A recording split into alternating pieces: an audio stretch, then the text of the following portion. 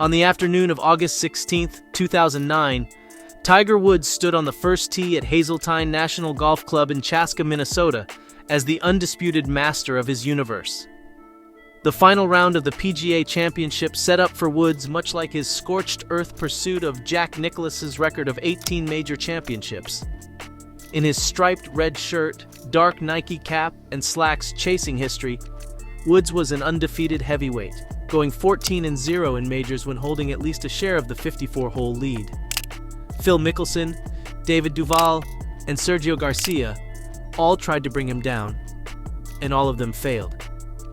That changed in August 2009 when Wei Yang, then a winner of just one PGA Tour event, a 37-year-old journeyman out of South Korea, ranked 460 in the world before his first victory on American soil, went face-to-face with Woods and slayed the giant.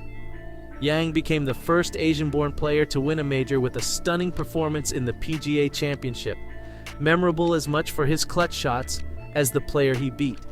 It was the beginning of Tiger's fall from greatness and grace. This became the match that would forever change the fate of Tiger Woods. Woods has been hospitalized, reportedly with multiple leg injuries, and is undergoing surgery. It was fun and exciting. I was 22 years old. He was the #1 athlete of the world, so it was exciting. I am also aware of the pain my behavior has caused to those of you in this room. I have let you down. I have let down my fans. Raised by his father to conquer an unconquerable game, Woods was a prodigy straight out of the crib. By the age of 2, he was showcasing his skills on national television. He earned a golf scholarship to Stanford University. There he won numerous collegiate titles and turned pro when he was only 20. Yang, on the other hand, didn't pick up a golf club until he was 19. Yang had a working-class father who didn't think his son should be wasting his time on a game associated with the societal elite. The son of a vegetable farmer on the island province of Jeju-do, Yang taught himself to play by using a baseball grip and hitting balls off range mats, and then by watching instructional videos featuring his idols Jack Nicklaus and Nick Faldo. Yang didn't break par for the first time until he was 22. Tiger Woods had won the Masters at 21 in 1997 by a record 12 strokes, becoming the youngest ever winner of the tournament. Yang didn't let a torn ACL in his knee, suffered while working on a construction job, or a mandatory 2-year stay in the South Korean military, or even a teenage goal of becoming a bodybuilder and owning a gym stop him from pursuing a career in golf. At a powerfully built 5'9" and 195 pounds, Yang muscled his way onto the Japan, Asian, and European tours. He advanced through the PGA Tour's Q School in 2007 and again in 2008. Entering the PGA Championship, there was more talk about the slow play decision than about Woods' win or his chances of a 15th major title. Woods and Harrington were the only two in contention, thought Tiger, as he hoped to match Nicklaus's record. Tiger was so confident in his game leading into the championship that he took Wednesday off from practicing. Tiger's decision to skip Wednesday initially looked wise.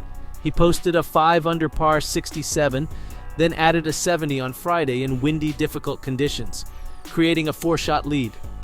Woods' first mistake occurred Saturday when he was far too conservative with his approach shots, preferring the safe position in the middle of the green. Meanwhile, the field narrowed the gap from 4 shots to 2 shots. Yang posted a 5-under par 67 and got into the final pairing with Woods, yet the final round felt like a foregone conclusion to many. The 2-time defending champ, Padraig Harrington, joined Yang at 6 under, 2 shots behind Woods, and as a 3-time major winner, he appeared to be the most serious challenger on the board. Tiger still remained calm. He'd won 47 of 50 events when holding at least a share of the 54-hole lead, and he hadn't lost an outright lead after the 3rd round since he was a 20-year-old rookie runner-up to Ed Fiori in 1996. The tournament was effectively over. Yang had never before been grouped with Woods, and his resume strongly suggested he didn't belong in the same ballpark as Tiger. Yang had counted up his tour victories, 1, and Tiger's 70 at the time, and figured that made him a 71 underdog, and realized that the pressure was on Woods. It's not like you're in an octagon where you're fighting against Tiger and he's going to bite you, Yang said, or swing at you with his 9-iron. The worst that I could do was just lose to Tiger, so I really had nothing much at stake. On the final day, struggling with his putting all day, Tiger Woods was in jeopardy of losing a major for the first time when leading after 54 holes. The only player who could take advantage of this was Woods' playing partner Yang Yong-yun. Defending champion Padraig Harrington was in contention early, but made a quintuple bogey 8 on the par 3 8th, causing him to fall from tied for second to tied for 10th. Lucas Glover also reached contention but faded with 4 bogeys in a span of 7 holes. Tied on the short par 4 14th, Yang chipped in for eagle from just off the green. Tiger had that shocked look on him too, Yang's coach said. He had that aura of invincibility back then, but the longer Yi stayed with him, the harder it got on Tiger. The eagle gave Yang the lead, which he did not relinquish. Yang sealed the victory by drawing a 210-yard approach around a tree to within 10 feet on the final hole, setting up a birdie against Woods' closing bogey and a winning margin of 3 strokes. In the end, Woods was gracious in defeat. He chastised himself over a dreadful day of putting but credited Yang for playing beautifully and congratulated his caddy on a job well done. What disappoints you most today? I didn't win today. Tom, as I said, I played well enough the entire week to win the championship, and especially today I hit the ball well enough. And you have to make putts, and I didn't do that. All the other 14 major championships I've won, I've putted well for the entire week, and today was a day that didn't happen. This might be my last win as a golfer, Yang said through an interpreter. But it sure is a great day. This statement was true as Tiger would get his revenge a few weeks later in the President's Cup. Woods pledged to give himself plenty of chances in future majors and left the premises with millions of golf fans believing he'd soon be breathing down Nicklaus's neck. The day after the surprising loss, there were questions about whether Woods had fully healed from the knee surgery he underwent after the 2008 US Open.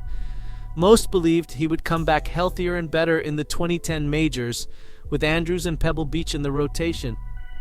That return to dominance never happened.